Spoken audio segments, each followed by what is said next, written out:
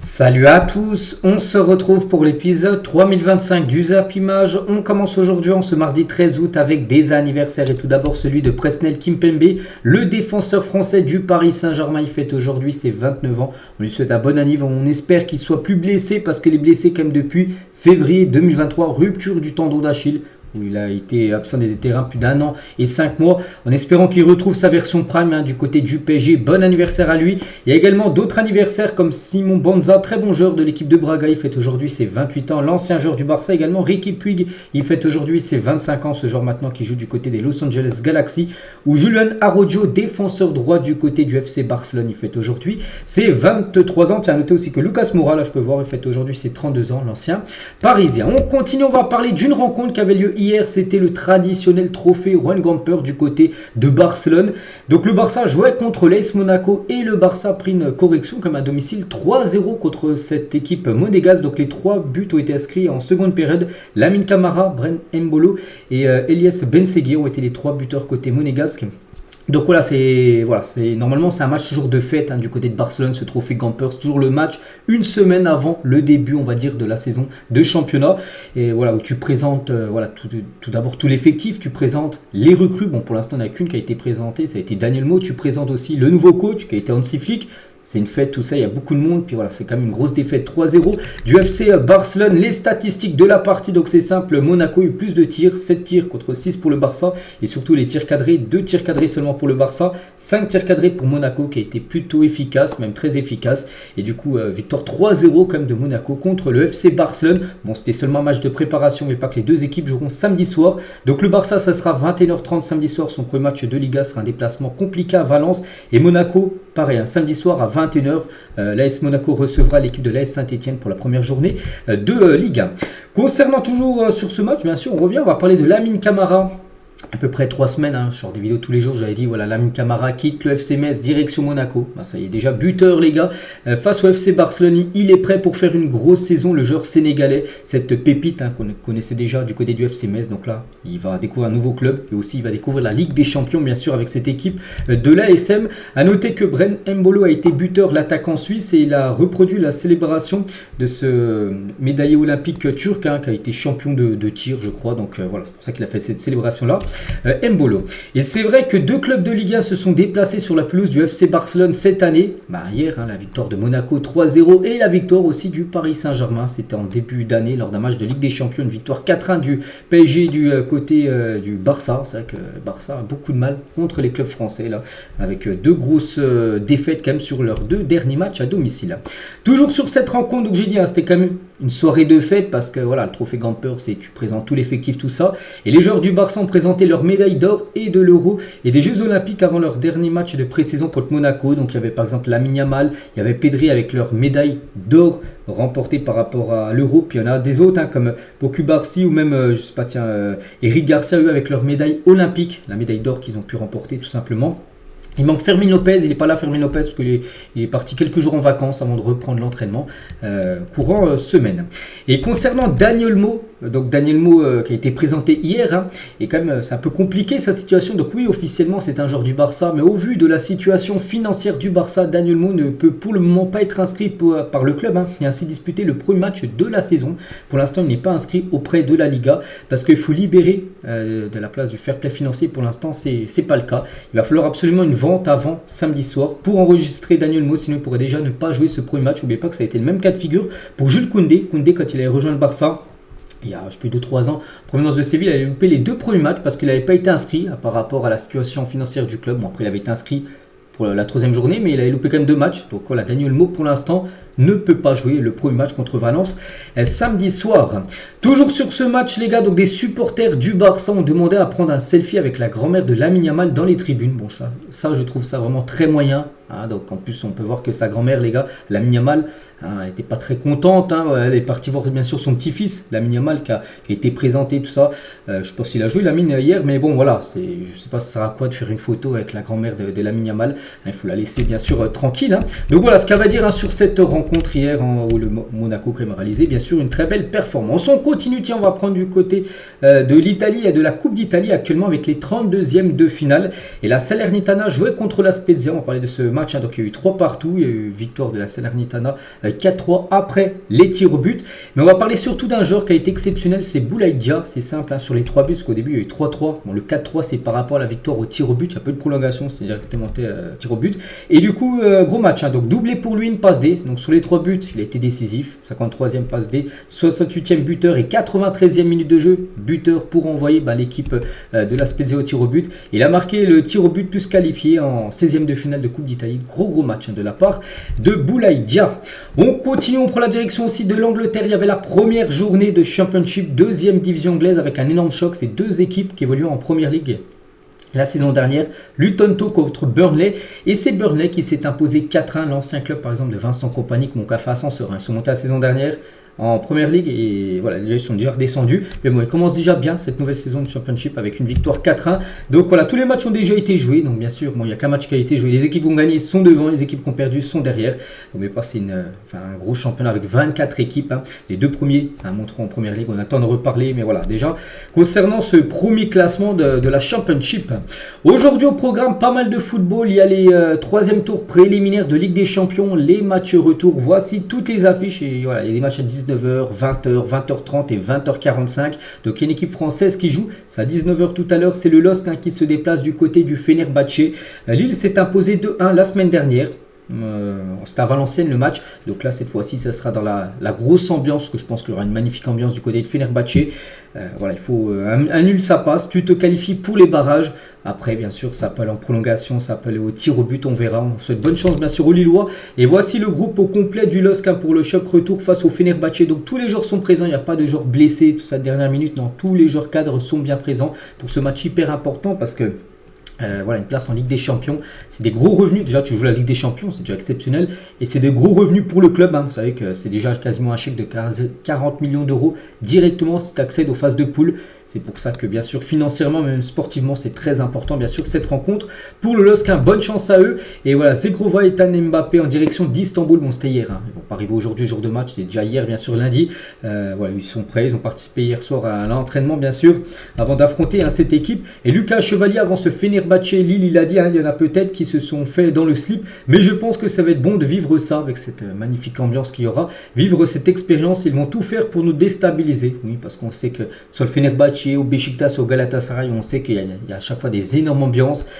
Voilà, maintenant c'est à eux de faire outre ça et de réaliser bien sûr quasiment le match parfait pour se qualifier au barrage de la Ligue des Champions. On continue, on va parler d'une rencontre qui aura dû avoir lieu, déjà elle devait avoir lieu le 8, hein, c'était jeudi dernier, le 8 août, donc du coup ça s'est pas joué. Ça devait se jouer le 28, hein, le match pour le trophée des champions PSG Monaco devait avoir lieu le 28 août, ça devait être une nouvelle date au stade Louis II, mais des questions logistiques induites par la tenue de la cérémonie d'ouverture des Jeux paralympiques le même jour sont finalement bloquantes. En gros, voilà, le 28 août, ça sera pas possible parce qu'il y a les Jeux paralympiques qui ouvrent le même jour en gros.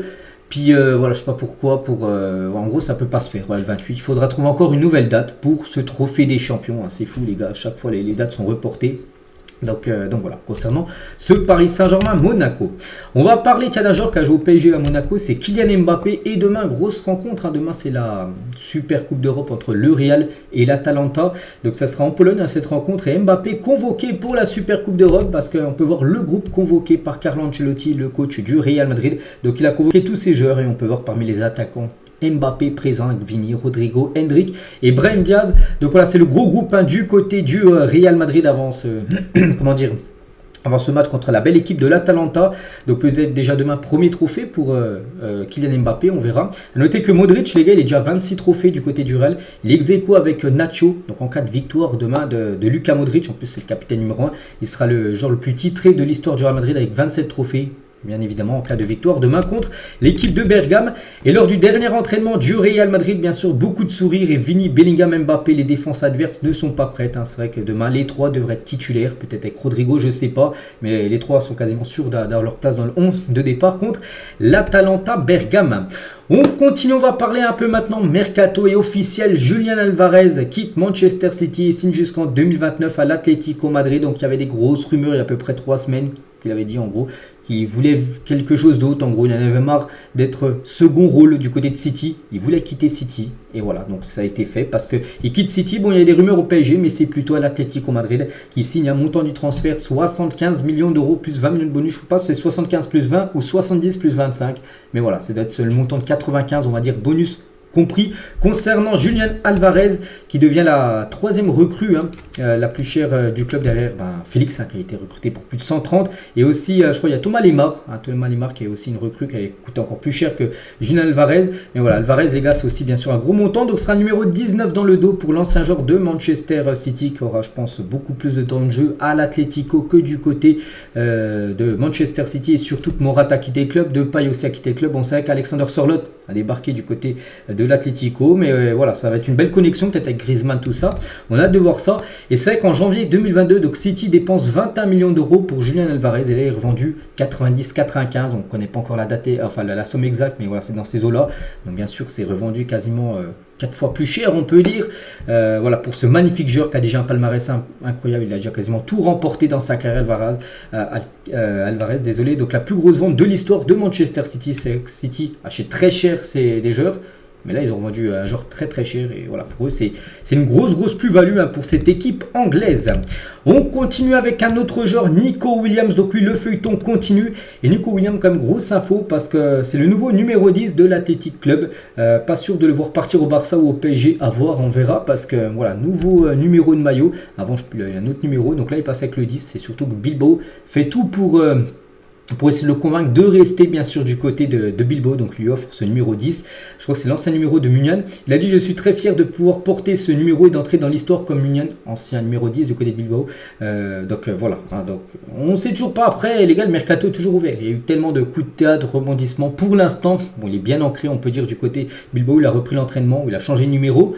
Mais à tout moment, bien sûr, il peut être transféré. Bien sûr, s'il venait de transférer, ce serait du côté du Barça. Mais bon, on sait que c'est quand même compliqué. Et surtout, un supporter a interpellé Juan Laporta pour lui demander de recruter Nico Williams. Le président du Barça lui aurait répondu: nous avons déjà un bel effectif. Voilà ce qu'il a pu dire. Et surtout, quand on voit ce qui se passe avec Daniel Mout tout à l'heure, qui ne peut pas être enregistré pour la première journée, voilà, c'est que ça pose un problème aussi pour recruter Nico Williams. En gros, le Barça, de toute façon, ils n'ont pas le choix. S'ils veulent faire Nico Williams, ils doivent absolument vendre des joueurs, parce que tu peux pas recruter 3-4 joueurs, ils vendent aucun joueur. Il faut qu'un joueur comme Rafinha, peut-être De Jong, les gars, parce que ces deux-là pourraient quitter le club, qui doivent faire des grosses ventes sur ce mercato pour enregistrer Daniel Mo, et peut-être pourquoi pas faire la signature de Nico Williams. Et Kingsley Coman ferait partie aussi des joueurs ciblés par le Barça en cas d'échec dans les négociations pour Nico Williams. Donc le PSG, la Juve, le Bayern, peut-être Barcelone, la carrière de fou du français. Bon là c'est les clubs où il a déjà joué, par exemple, il n'y aura pas un retour à la Juve, non, la Juve n'est pas intéressée, mais voilà, ce serait une belle option bien sûr pour le Barça, et surtout que le Bayern pourrait le prêter, et pour le Barça, l'avoir en prêt, ce serait bien sûr une magnifique option. Donc à suivre, concernant Coman, qui devrait lui quasiment sûr partir du Bayern sur ce mercato. D'autres infos: Diego Moreira devrait signer à Strasbourg. La nature du transfert avec Chelsea reste inconnue. Voilà, ce joueur, bon, qui a très peu joué à Chelsea, devrait partir du côté de Strasbourg, mais pas que Chelsea et Strasbourg ont le même propriétaire. Donc ça facilite, on peut dire, l'échange de joueurs entre les deux clubs. Concernant Michael Olise, portera le numéro 17 au Bayern Munich. On a tellement hâte de le voir sous ses nouvelles couleurs, et pourquoi pas avec l'équipe de France à bientôt, on espère, bien évidemment, dès la rentrée, qui sera présent. Voilà, ça sera le 17 si vous voulez vous floquer le maillot Olise du côté du Bayern Munich. L'OGC Nice et Marcin Bulka discutent d'une prolongation de contrat pour le gardien polonais, qui pourrait prolonger l'aventure du côté de l'OGC Nice. Quant à Merlin, nouveau joueur du côté de l'Olympique de Marseille, récemment le coach, enfin un nouveau joueur, il a déjà rejoint le club, c'était en janvier je crois dernier, mais voilà, un joueur récent on va dire du côté de Marseille. Bref, récemment le coach Roberto De Zerbi nous a dit quelque chose de marquant: de toutes les équipes que j'ai pu entraîner, vous êtes celle qui a assimilé le plus vite mes principes. Parce que bien sûr, chaque entraîneur a sa façon de jouer, c'est sa patte, on peut dire. Donc lui, il a la patte Roberto De Zerbi, vous savez, c'est le style un petit peu de possession, tout ça.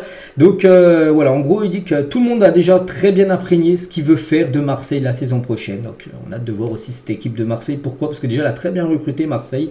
Maintenant, en plus, ils vont se focaliser que sur le championnat. Il n'y aura pas de Coupe d'Europe, donc ils peuvent vraiment prétendre à une place sur le podium. Après, gêner le PSG pour remporter la Ligue 1, je ne sais pas si Marseille a les armes pour ça, mais ils peuvent bien sûr faire une belle saison vu ce qu'ils sont en train de réaliser sur ce mercato.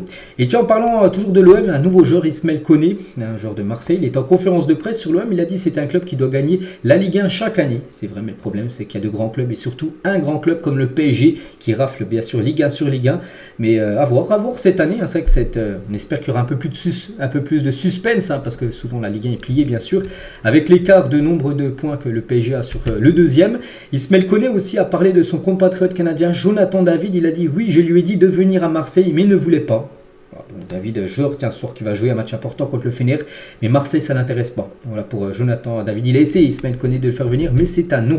Et du côté de Marseille, peut-être qu'il n'y a pas David qui va venir, mais un autre joueur, un attaquant, tiens, du côté du nord de la France, c'est pas à Lille, mais c'est à Lens, c'est Eli Wahi. Et here we go pour Eli Wahi. Il va s'engager avec l'OM contre 25 millions d'euros plus 5 millions d'euros de bonus. Donc ce joueur qui avait rejoint déjà l'équipe de Lens, c'était lors de l'été 2023 en provenance de Montpellier.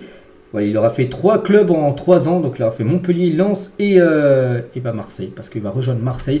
Contrat de 5 ans pour le Français, regardez, hein, il est même arrivé hier à Marseille, c'était hier soir, hein, donc à l'aéroport de Marseille. On peut le voir là avec un supporter de l'OM. Donc aujourd'hui, visite médicale et normalement, si tout est ok, il va signer son contrat ce soir, demain, je sais pas, on n'est pas quelques heures près. Il sera officiellement un joueur de l'Olympique de Marseille. Pourtant, les gars, il y a pas mal de vidéos, je sais pas si vous avez vu, sur TikTok ou un peu partout, de Eli Wahi. Il y a quelques années, il avait dit non, jamais je signerai à Marseille, tout ça. Et maintenant, ces vidéos sortent parce qu'il va s'engager du côté de l'Olympique de Marseille. Et pour rejoindre l'OM, Eli Wahi a consenti de gros sacrifices financiers. Voilà. Il a renoncé à des primes et ses agents renonçaient à une prime d'agent que Lens devait payer. Voilà, donc voilà, il y a pas mal de personnes qui ont fait une croix. Lui, il a fait une croix sur une somme d'argent. Aussi, ses agents, normalement, ils touchent des primes, tout ça. Il va toucher des primes normalement de la part de Lens. Même ses agents, les gars, ont fait une croix sur toutes ces primes d'argent qu'ils devaient toucher pour que leurs clients, en gros, Eli Wahi s'engage du côté de l'Olympique de Marseille. Du coup, le transfert d'Nketia à l'OM Tobalo après la signature d'Eli Wahi, le deal n'aura pas lieu. C'est vrai que Nketia, on a souvent parlé du côté de Marseille. Mais Marseille, voilà, avec Eli Wahi, ils ne vont pas recruter encore un autre attaquant. Voilà, en gros, c'est Wahi et pas Nketia. Donc Nketia, pour l'instant, reste du côté d'Arsenal. Et c'est vrai que Marseille, ça a été très actif. Et c'est fou, les gars, parce qu'il n'y a pas de Coupe d'Europe pour Marseille. Ils sont en train de faire tout ça. Donc les départs, donc il y a Ndiaye, Vitinha, Sarr, Aubameyang, Klose, Pape Gueye, Amavi et Conrad de la Fuente. C'est marquant point d'interrogation. Il est parti à Lausanne, mais je ne sais pas s'il est parti, je crois, gratuitement, j'en sais rien. Bon, bref, déjà beaucoup de joueurs vendus. C'est pas fini, hein, les gars. Samuel Gigot, Chancel Mbamba. D'autres joueurs devraient également quitter Marseille. Hein.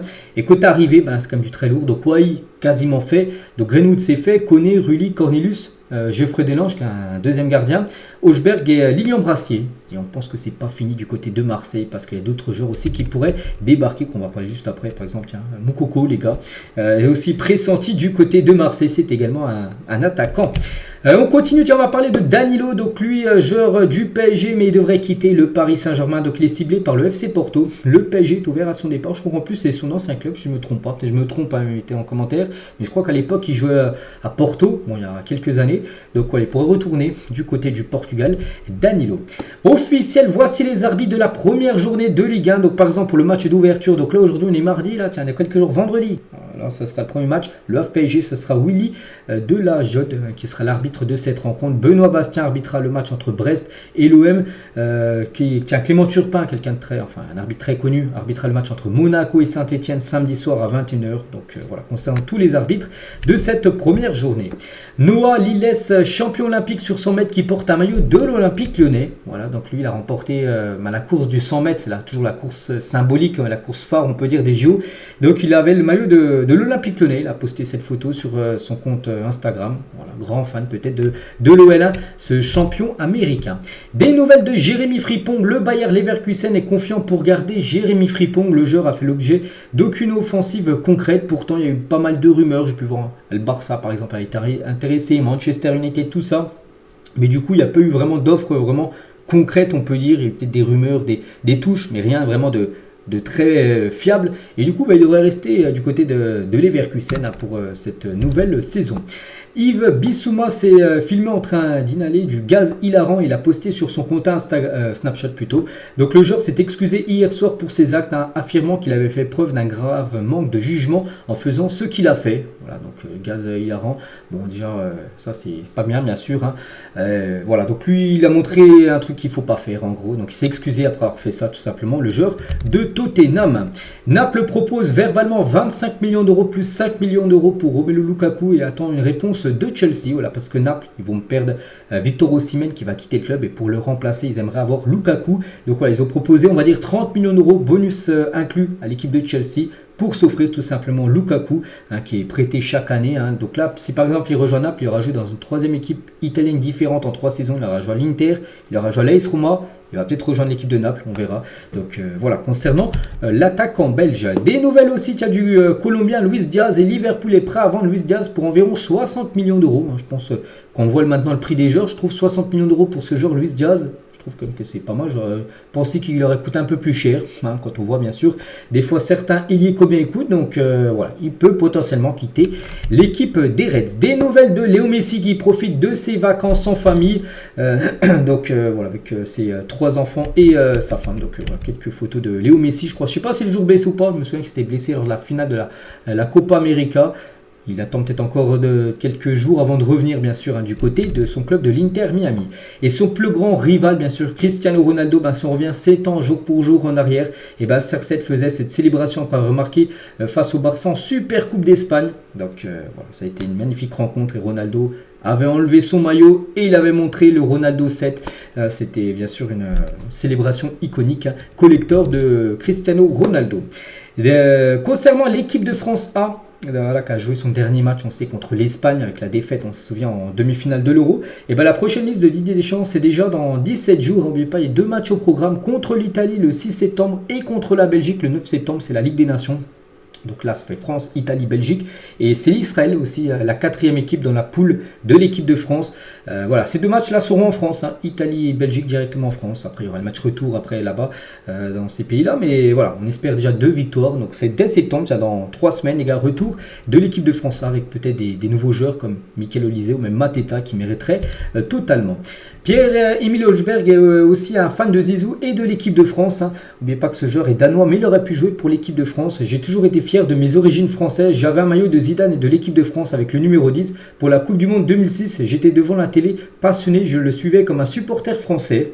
Donc, comme je l'ai dit, hein, je ne sais plus s'il est né ou je crois que c'est parce qu'il a une mère française, donc il aurait pu représenter la France. Bon, il a représenté le Danemark, je pense qu'il a bien fait parce que je ne sais pas s'il aurait pu jouer en équipe de France. Hein, Hochberg, vu la concurrence qu'il y a bien évidemment au milieu de terrain.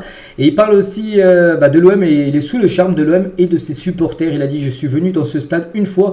C'est un stade magnifique avec des supporters très passionnés. Je sens l'importance du maillot pour la ville, le stade, le peuple.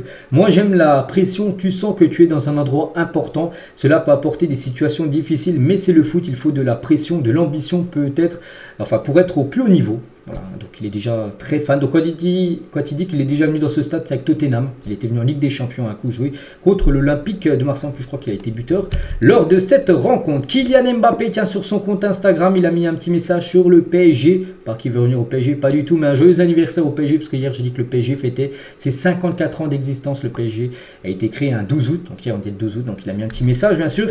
Kylian, hein, il a mis aussi un petit message par rapport à son nouveau frère, on peut dire. Donc c'est Brahim Diaz du côté du Real Madrid au Hermano, ce qui veut dire frère, hein, qu'il a mentionné bien sûr en story Instagram. Concernant cette semaine, c'est enfin le retour là, des gros matchs. Hein. Donc déjà demain avec la Super Coupe de l'UEFA, bien sûr mercredi. Donc la Première Ligue, la Liga, la Serie A et la Ligue 1 reviennent toute cette semaine. Il y aura seulement la Bundesliga qui reviendra le week-end d'après. Et un gros match par exemple, hein, ce week-end, il y aura un Chelsea-Manchester City, première journée, ça sera dimanche hein, cette rencontre. Hein. Le football de club revient en force après les JO, après l'Euro, la Copa América, ça y replace maintenant enfin au club, avec bien évidemment une grosse semaine niveau football. Et concernant l'équipe de Manchester City, donc encore quelques jours avant le retour de la Première Ligue, où ça commence là, d'ici ce week-end. Et surtout, on va regarder surtout City, parce que City est sur 3 titres d'affilée de Première Ligue. Donc l'objectif pour eux, c'est de faire 4 Premières Ligues remportées d'affilée, on verra. Parce que bien sûr, ça sera encore un favori avec peut-être Arsenal, on verra, peut-être il y aura une surprise, mais voilà, ça sera certainement peut-être Liverpool qu'on pourrait mettre dans le trio, hein, parce que je pense que Tottenham, tout ça, Chelsea, même Manchester United, ça va pas suivre. On peut penser la cadence. Bref, On va parler aussi de la Ligue 1 qui commence un vendredi avec ce match Le Havre PSG. Voici tous les maillots des clubs de Ligue 1 pour cette nouvelle saison. Et surtout, c'est les maillots domicile. Lequel est le plus beau? J'en sais rien. Il y a des très beaux maillots. J'en sais rien. Voilà, je suis de la GOCR, je le trouve beau au-dessus. Lyon aussi, bon, voilà, il n'y a que des magnifiques maillots. Donc voici tous les maillots de cette nouvelle saison de Ligue 1. Des nouvelles de Vini Junior, parce que Vini Junior, bon, c'est un joueur du Real, mais il pourrait partir et toucher un énorme chèque. Hein. C'est même plus un chèque, les gars, ce serait un chèque en or en gros. Donc Al Ahly a proposé un contrat de 5 ans à 1 milliard d'euros à Vini Junior. Voilà, le club saoudien est prêt à tout pour le Brésilien. Salaire, les gars, ce serait 200 millions d'euros annuels sur 5 ans, ce qui ferait 1 milliard. S'il reste 5 ans, mais il toucherait 1 milliard d'euros. Ce serait le plus gros, même Ronaldo, je crois, il ne touche pas autant, hein, du côté de l'Arabie Saoudite. Donc en Arabie Saoudite, Vini pourrait gagner un salaire 20 fois supérieur à celui qu'il perçoit actuellement du côté du Real Madrid. C'est fou. Le pays veut faire du Brésilien le visage de la Saudi Pro League. C'est un ménageur comme Vini Junior du côté du championnat saoudien.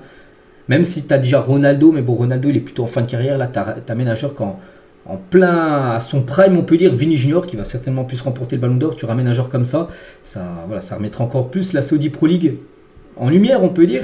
Donc voilà, le Real Madrid est convaincu que Vini ignorera bien sûr cette somme totalement folle. Hein. Même s'il ne rejoint pas l'Arabie Saoudite cet été, il n'est pas exclu que cette proposition soit maintenue à l'avenir pour une arrivée plus tard. Hein, c'est pas là. 2025, ils reviendront. 2026, ils reviendront à la charge. Hein, c'est championnat saoudien. Surtout le club de Al Ahly où joue par exemple Neymar qui veulent Vini Junior. Bon, on pense que Vini ne va pas accepter parce qu'il est au Real. En plus, là, il y a son ami Mbappé qui vient de rejoindre le club. Mais voilà, 1 milliard d'euros. Rendez-vous compte sur 5 ans. Ce serait le plus gros contrat, tout sport confondu, pour un sportif. Officiel, la DNCG confirme la rétrogradation des Girondins de Bordeaux National 2 parce que Bordeaux de base en Ligue 2, il va jouer. Ils ont descendu en National 1 et du coup ils ont été redescendus en National 2, ils ont fait appel et l'appel n'a pas été concluant. Non, vous allez bien commencer en National 2, enfin ce qu'il leur a dit la DNCG Girondins de Bordeaux, donc ils vont commencer en 4ème division là, dès ce week-end. C'est un gros coup dur bien sûr hein, pour les Girondins de Bordeaux, club historique du championnat français. Donc voilà, on espère qu'ils vont remonter le plus rapidement possible déjà en National après Ligue 2, puis un jour les revoir bien évidemment en Ligue 1. Achraf Hakimi et Arnaud Tena sont de retour au campus PSG après leurs Jeux Olympiques où l'un a remporté la médaille d'or et l'autre a remporté la médaille de bronze bien sûr. Donc les deux étaient de retour et seront peut-être prêts hein, pour le match vendredi contre l'équipe du Havre. Et tiens, toujours avec l'équipe du PSG, une grosse info parce que c'est officiel, Kevin Durant investit dans le Paris Saint-Germain. Kevin Durant, bon, c'est pas un footballeur, c'est un basketteur de NBA, un basketteur qui a remporté la médaille d'or lors de la finale contre l'équipe de France de basket samedi soir. Donc voilà, en gros il détient, bon c'est pas beaucoup de parts mais seulement 2%, mais du côté du PSG c'est déjà comme bien sûr une grosse somme qu'il investit. Donc il détient 2% des parts du PSG via son fonds d'investissement. Donc la plupart des autres parts c'est QSI bien évidemment. Donc voilà, 2% ça équivaut déjà à beaucoup de millions d'euros hein, bien évidemment. Hein. Parce que le PSG est valorisé à plusieurs milliards bien sûr d'euros, donc voilà 2%, il faut déjà débourser une grosse somme. Donc avec l'arrivée de Kevin Durant comme actionnaire minoritaire, c'est officiel, hein, le PSG va explorer la possibilité de lancer une équipe de basket. C'est que, bon, je ne sais plus s'il y en a une du côté de Paris, parce que je suis très peu le basket, mais pour avoir peut-être le PSG basket, il y a déjà le PSG foot, hein, il y a le PSG judo, il y a le PSG hand, et pour avoir le PSG basket, avec peut-être Kevin Durant comme actionnaire, il pourrait, bon, il va pas jouer non plus au PSG Basket, mais il pourrait avoir un rôle important, on peut dire, dans cette nouvelle équipe. Et c'est vrai qu'il y a quelques jours, tiens, il avait visité le campus PSG, j'ai même montré des photos. Donc voilà, concernant ce très grand basketteur qui investit du côté du Paris Saint-Germain. Et toujours tiens du côté du PSG, une info également concernant le gardien Donnarumma, on n'appelle plus maintenant Donnarumma 99, c'est son ancien numéro de maillot, il a pris le numéro 1, voilà Donnarumma, voilà, concernant le gardien italien. Toujours tiens avec le PSG, parce que le PSG va faire Désiré Doué dans la semaine, c'est quasiment fait, et du coup Désiré Doué va rejoindre le PSG, mais du coup il a dit non à notre club, le Bayern, et Bayern hein, ça passe pas trop, hein. Le Bayern Munich se dit très déçu par la décision prise par Désiré Doué de signer plutôt pour le PSG que pour le Bayern Munich. Le club allemand était persuadé que le Français souhaitait rejoindre Munich. Les Bavarois pensent d'ores et déjà à recruter Xavi Simons et Florian Wirtz l'été prochain. Voilà, donc c'est vrai que déjà le Bayern de base il voulait Désiré Doué plus Xavi Simons, c'est du coup 0 sur 2 parce que Doué va signer au PSG et Xavi Simons a été prêté du côté du RB Leipzig. Voilà, pour le Bayern, ça passe pas quand même qu'il a choisi le PSG. C'est comme un gros coup réalisé par le Paris Saint-Germain. Oui, c'est 60 millions d'euros. De toute façon, t'es en concurrence avec le Bayern, tu vas pas l'avoir à 20 millions d'euros. Non, c'est pas possible. Surtout vu le talent du joueur, il est tout jeune, il a 18 ou 19 ans. Donc voilà, c'est son prix et le PSG a réalisé quand même un gros coup. Estime entre 20 et 25 millions d'euros, Kevin Danso attend un club de Première Ligue. L'Autrichien refusait la Juventus Turin et l'Atalanta Bergame sur ce mercato. Il n'exclut pas de rester au Racing Club de Lens cette saison s'il n'y a pas de belle offre qui arrive, parce que lui il aimerait jouer en Première Ligue, c'est son rêve. Pour l'instant il n'y a pas trop de clubs qui sont bousculés pour le défenseur autrichien. On verra, parce que pour l'instant il reste encore un peu moins de 20 jours de mercato. Tout peut arriver, il peut rester, mais il peut également partir. Concernant Emerson Royal, ça y est, c'est fait. Il s'engage en faveur de l'AC Milan. Prix du transfert 15 millions d'euros que reçoit l'équipe de Tottenham en vendant son latéral du côté de l'équipe milanaise. Un autre transfert officiel, c'est Maximilien Beyer. Quitte Hoffenheim et s'engage avec le Borussia Dortmund jusqu'en 2029. Un prix du transfert 30 millions d'euros quand même qu'a déboursé l'équipe du Borussia Dortmund pour s'offrir ce joueur de Hoffenheim. Toujours du côté de Dortmund, mais cette fois-ci dans le sens des départs. Et le LOSC abandonne la piste Youssoupha Moukoko malgré un grand intérêt parce que Lille était très intéressé par Moukoko, mais voilà, le joueur il a vraiment ouvertement dit qu'il voulait l'Olympique de Marseille. Donc Lille, du coup le joueur ne veut pas venir, du coup ils ont jeté l'éponge on peut dire. Donc l'OM a un accord avec le joueur mais temporise avec le Borussia Dortmund qui s'agace. Voilà, le joueur veut venir à Marseille, il y a un accord mais on a l'impression que ça avance pas. Peut-être Marseille actuellement ils sont focus sur le dossier Eli Wahi, là peut-être qu'ils vont finaliser peut-être aujourd'hui et après ils vont se focaliser sur le dossier Youssoupha Moukoko qui pourrait débarquer également dans la semaine du côté de Marseille. Ce sera un autre attaquant. Il y a déjà Eli Wahi pour avoir également Youssoupha Moukoko du côté de l'OM.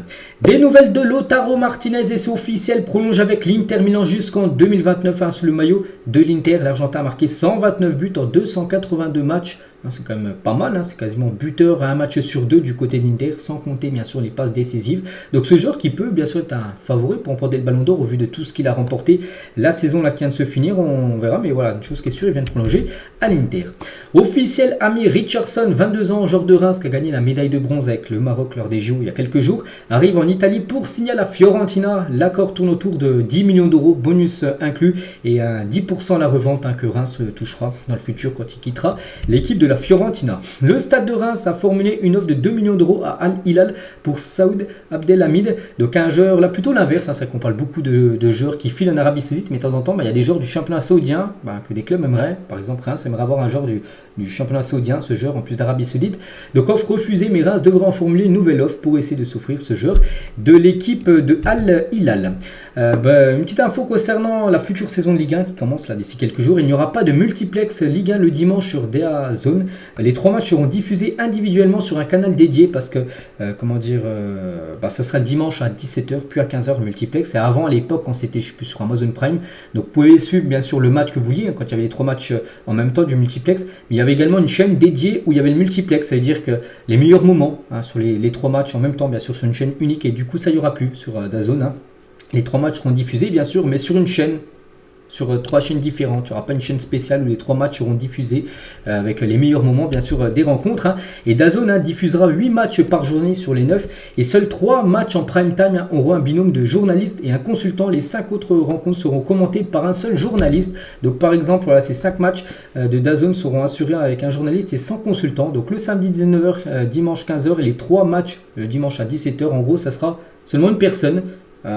Quelqu'un qui commente le match tout seul. Il n'y aura pas, parce que des fois il y en a qui commentent, des fois il y a des binômes, des fois ils sont 2 et des fois il y a aussi des consultants au bord de la pelouse pour aller poser des interviews, tout ça. Donc il n'y aura seulement que 3 matchs comme ça avec 2 commentateurs et un consultant. Sinon tous ces autres matchs là avec ces dates là seront seulement commentés par un journaliste. Voilà, donc bien évidemment si tu mets moins de personnes ça te fait réduire tes coûts bien sûr, parce que voilà, tu payes moins, enfin tu ne payes pas une personne, on peut dire un commentateur en plus. Et les débriefs également du week-end de la Liga ne seront plus diffusés. Voilà, il n'y aura pas une émission spéciale pour montrer tout ce qui s'est passé lors de la journée de Liga. Voilà, ce qu'a fait en gros DAZN. Bon, c'est un peu moyen bien sûr par rapport à Prime Video, il y avait tout lors de l'année dernière. Jordan James, ou Rames, je ne sais pas comment ça se dit, bref, s'est engagé ce lundi, donc hier à Rennes, contre environ 5 millions d'euros. Le milieu défensif gallois évoluait jusqu'alors à Birmingham, en deuxième division anglaise. Et voilà, il rejoint l'équipe du Stade Rennais. Bonne chance à lui du côté de la Ligue 1. Après sa grave blessure au genou, le Real Madrid a assuré à Juan Martinez que son futur contrat tenait toujours. Mieux, le club va même améliorer les conditions initialement proposées pour lui montrer toute sa confiance dans cette épreuve, parce que ce tout jeune joueur du Real Madrid, qui a joué là quelques matchs avec le Real lors de la pré-saison aux États-Unis, a été blessé, une rupture ligament croisé, pour un jeune joueur de 16 ans, c'est une catastrophe bien sûr. Donc parce que le Real déjà pense à le proposer un contrat pro avant qu'il se blesse, et du coup pour lui montrer vraiment que c'est quelqu'un qui compte sur lui pour le futur, le Real Madrid va même lui proposer ça, et peut-être encore avec un meilleur contrat, peut-être un meilleur salaire, même s'il est blessé, pour montrer vraiment que, outre sa blessure, le Real compte beaucoup bien sûr sur la jeunesse. Officiel, Fabio Carvalho quitte Liverpool et signe à Brentford. Vous vous souvenez hier, Here we go, tout ça, ça c'est fait. Montant du transfert 32 millions d'euros. Plus 17,5% à la revente dans le futur.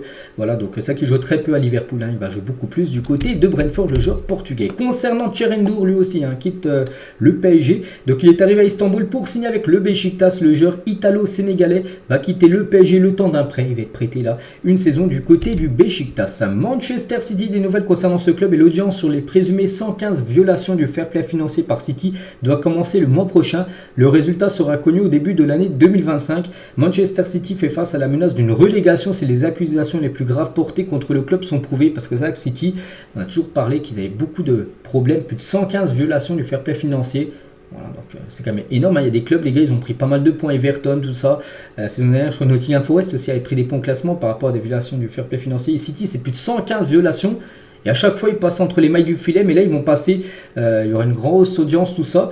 Et ils pourraient être relégués. Vraiment, pire des cas, on verra. Donc, verdict, ça sera au début d'année 2025. Pierre Kalulu n'a pas encore décidé de son avenir, malgré l'accord entre Milan et la Juventus Turin. L'Atalanta Bergame est également dans la course concernant ce défenseur français de Milan, mais on peut voir qu'il pourra à la Juve ou à l'Atalanta sur ce mercato. Martin Zubimendi a refusé de rejoindre Liverpool. Les Reds étaient prêts à payer la clause libératoire de 60 millions d'euros, mais l'Espagnol souhaite continuer avec la Real Sociedad. Donc ça, c'est une très bonne nouvelle pour la Real Sociedad, parce que c'est un magnifique joueur. Il est quand même pisté par Liverpool. Il a dit non quand même à Liverpool, le milieu espagnol. Loïc Badé intéresse Stuttgart. Le club allemand a entamé des discussions avec Séville, qui ne s'oppose pas à un départ du défenseur français qui a joué les JO, bien sûr avec l'équipe de France. Il pourrait partir du côté de la Bundesliga. Le Racing Club de Lens étudie un prêt de Sékou Mara, ancien bordelais, qui est parti à Southampton. Strasbourg est également sur le coup concernant ce joueur du côté de l'Angleterre. Des nouvelles de Wayne Rooney. Bon, Wayne Rooney, c'est que sa carrière, elle a du mal à monter, on peut dire, en tant que coach. Par rapport à d'anciens joueurs qui ont fini coach comme Xabi Alonso, ça se passe plutôt bien, ou à d'autres coachs où ça performe. Lui, les gars, c'est catastrophe. Premier match et défaite déjà 4-0 de son équipe de Plymouth. C'est une équipe où il entraîne. Ils ont pris un 4-0 contre Sheffield Wednesday lors de la première journée de Championship. Des nouvelles de Conor Gallagher, et Chelsea a demandé à Conor Gallagher de revenir à Londres demain.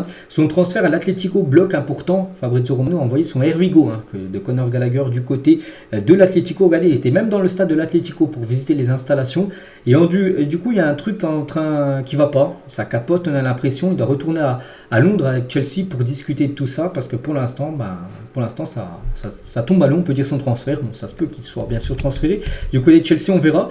Et toujours avec ces deux clubs, Chelsea et l'Atlético, cette fois-ci dans l'autre sens, Félix a dit oui à Chelsea. Les négociations continuent pour trouver un accord. Donc Chelsea a fait une offre de 35 millions d'euros plus 30 millions d'euros de bonus à l'Atlético pour Félix. Actuellement, les deux clubs n'ont pas encore trouvé d'accord et les négociations se poursuivent. C'est peut-être pour ça aussi qu'il revient à Chelsea, Conor Gallagher, pour essayer de faciliter le transfert de Félix, lui dans le sens inverse, de l'Atlético à Chelsea. N'oubliez pas que l'Atlético l'avait acheté plus de 127 millions d'euros, et là s'ils le revendent 65, ce serait moitié prix bien sûr.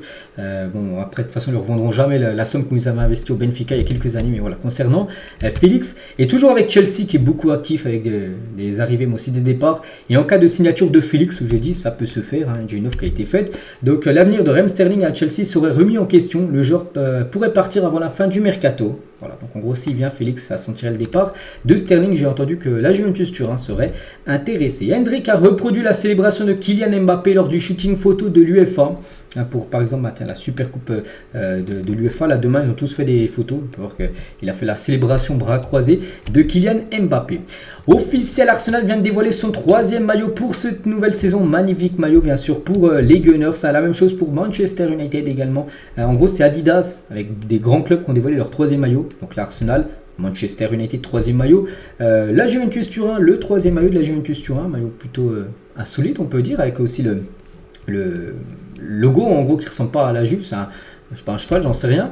Le Bayern Munich, les gars, aussi avec les logos à chaque fois vintage, un petit peu. Regardez, celui de Manchester ou même celui d'Arsenal, c'est les logos vintage, c'est soit le logo Adidas ou même le logo du club. En gros, c'est à chaque fois vintage, je veux dire des logos à l'ancienne. Et là, le logo du Real Madrid, bon là, ça a l'air d'être celui de cette année, mais le 3e maillot aussi du Real Madrid a été dévoilé. Dévoilé aussi par Zinedine Zidane. Et on finit les gars cet épisode aujourd'hui officiel, les 6 joueurs nommés pour le prix PFA de meilleur joueur de l'année en Angleterre. On a le choix entre tous ces joueurs là, Garnacho, Kobe Mino, Mikel Olise, Cole Palmer, Pedro et Bukayo Saka. Qui mérite de le remporter? Bon, j'en sais rien, ils ont tous été bons, je sais pas, mais voilà, c'est pas que ça soit non plus un joueur anglais, ça peut être un joueur français, on peut voir Mikel Olise, mais c'est un joueur qui a évolué bien sûr du côté de la première ligue. Donc verdict là d'ici quelques jours. Donc voilà les gars, tout ce qu'il y a à dire aujourd'hui, beaucoup d'infos, j'espère que ça vous a plu. On se retrouve demain mercredi pour le prochain numéro. À demain.